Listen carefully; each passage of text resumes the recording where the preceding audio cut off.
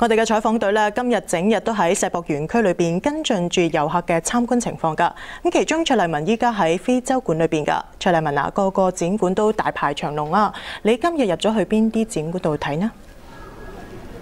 阿敏啊，我而家咧都喺非洲館入面㗎，今日都去咗部分嘅展館睇。咁講開咧，而家喺嘅非洲館啦，咁其實咧呢一度咧就係咧40幾個國家咧聯合嘅展館嚟㗎。咁其實咧呢一度40幾個國家嘅聯合展館，大家嚟到呢度咧就可以一次過飽覽40幾個國家嘅風情啦。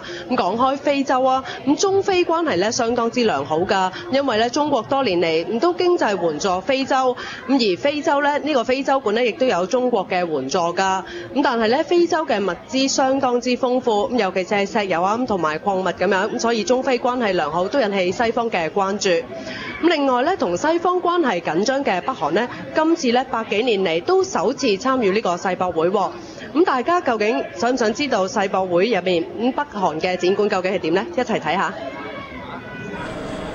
北韓唔係人人都可以去，500年嚟首次參與世博嘅北韓館，咁嚟到睇嘅人唔多，排10幾分鐘就可以入到館。咁究竟有咩睇呢？入到去展館唔大，一眼睇晒。咁近門口呢有一幅放大咗嘅平壤相，呢度冇太多展品，咁但係就有一套套紀念郵票賣。有參觀者就話睇完都唔係太了解北韓嘅生活。事實上參展的東西並不是很多，它可能就是我覺得就是一個大概的印象吧。當然我覺得發展程度上肯定是沒有亞洲其他國家好了，但是應該是他們也做了一定努力了。旁邊嘅伊朗館一樣人流唔多，有紅外線嘅豎琴，又有傳統絲絨花樽。室外有巡遊表演，面積咁大嘅世博園行足一日，能夠睇到嘅展館唔多，因為呢度到處都係人龍，行得攰又企得攰，咁就地而坐，司空見慣。呢度又係咁。呢度都係咁喺世博園區入面，度度都有人排隊。咁天氣咧又熱又曬，尤其是係中午，咁所以咧一有一啲陰涼嘅地方，大家就會坐晒喺度休息。然後走了逛了，然後帶着老人走了大半天了，蠻辛苦的。找了一個地方坐了一下。有啲人自備凳仔，又或者喺入口嗰度借部輪椅，唔坐嘅時候就用嚟載嘢食。我哋嘅同事李彤呢，而家就喺中國館㗎。咁究竟呢，中國館而家仲多唔多人呢？李彤Vienna 咁其實成日嚟到講啦，中國館外面都係人頭湧湧㗎。雖然預約票一早咧就已經派晒，不過就算攞到預約票嚟到中國館呢一度啦，都要喺外邊等相當長嘅一段時間，先至能夠分批咧入去裏邊參觀。其實全日嚟到講，中國館呢將會接待5萬名遊客㗎啦。但係票點解咁緊張呢？除咗民眾個個都想入去中國國家館度睇下之外，另外一啲原因呢，就係呢一2日啦，政府嘅代表團呢好多都預約咗入去裏邊參觀，所以分咗部分嘅名額。咁再加上我哋喺現場嘅觀察嚟到睇啦，唔少人呢都係一早呢就係預約咗呢一個團體嘅預約票，成團人咁嚟到睇㗎。咁相信因為呢幾個原因啦，入到完之後派發嘅個人預約票呢，相對數目呢就可能比較少啦。嗱，如果大家呢想嚟世博呢一度參觀，而又想睇中國國家館嘅話，最好呢就係透過團體預約票嘅方式呢，就比較保險啲。不過世博園咁大啦，除咗中國國家館之外呢，亦都可以去其他展館度參觀一下㗎。喺上海嘅報道係咁多，先交翻嘅香港新聞部啊。唔該晒上海咁多位嘅同事㗎。多個勞工團體喺5·1勞動節遊行爭取權益㗎。佢哋要求政府盡快設立最低工資，每個鐘頭唔少過33蚊，每日最高工時唔好多過8個鐘頭。林詠雯講下。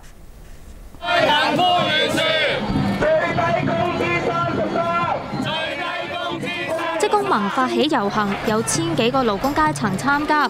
佢哋喺維園集會遊行去政府總部。佢哋着住代表本身行業嘅服飾。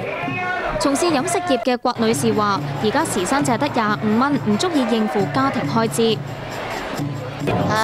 個個月嘅開支睇住啲錢嚟，左度右度，睇下邊度超市特價就買多啲，冇特價就唔敢買咁樣咯。係咪覺得個人生好辛苦咧？咁好辛苦咧？係係啊，都話收到工翻屋企就去周圍去揾特價嘢買咯。33就得，最低工資33。工聯會200幾個屬會過千人喺遮打花園集會，再遊行去政府總部。佢哋嚟自飲食、清潔、保安同製造等等嘅行業。佢哋不滿工時長、薪金低，希望政府盡快訂立最低工資，每個鐘唔少於33蚊，每日最高工時唔高過8個鐘。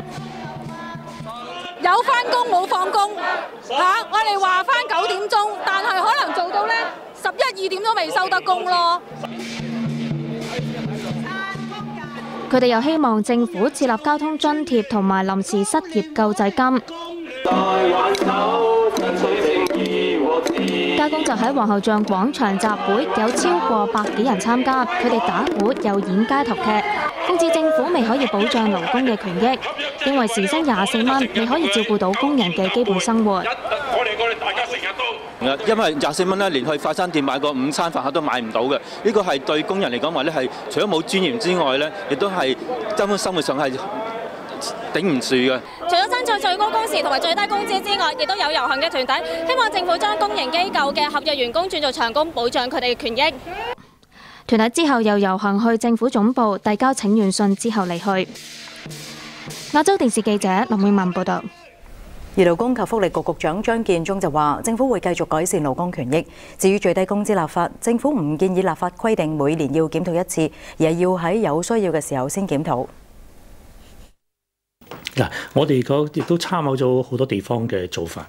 英國同美國咧都冇一個規限落去寫住話係計幾耐做一個調查，即係一直檢討嘅，冇話週年嘅檢討嘅。咁我哋覺得亦都研究過點解人哋國家咁樣咧係有個好處嘅，就有靈活性，有個彈性咧。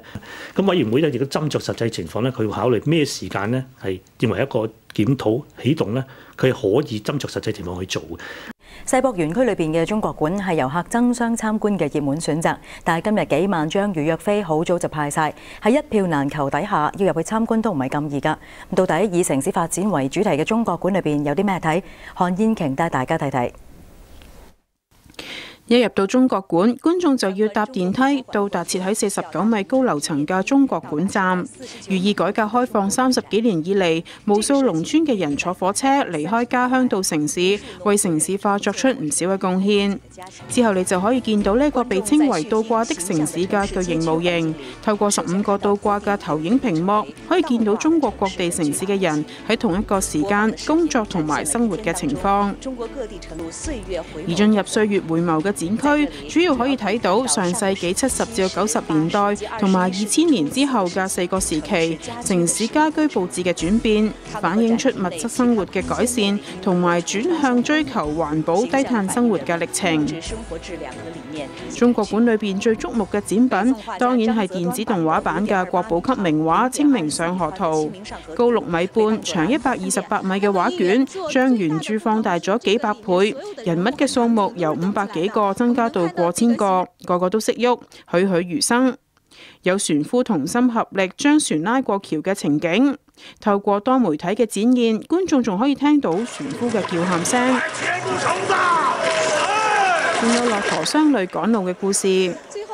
畫卷嘅場景仲會日夜交替，人物活動嘅描繪亦都好細緻。好似呢一個後院，日間嘅時候大門係打開㗎，仲有人喺門外工作，但到咗夜晚，大門就關上，仲點起燈，附近嘅夜市亦都開咗，彷彿帶你穿越時空，令你置身喺熙來攘往繁華嘅北宋古都汴京之中。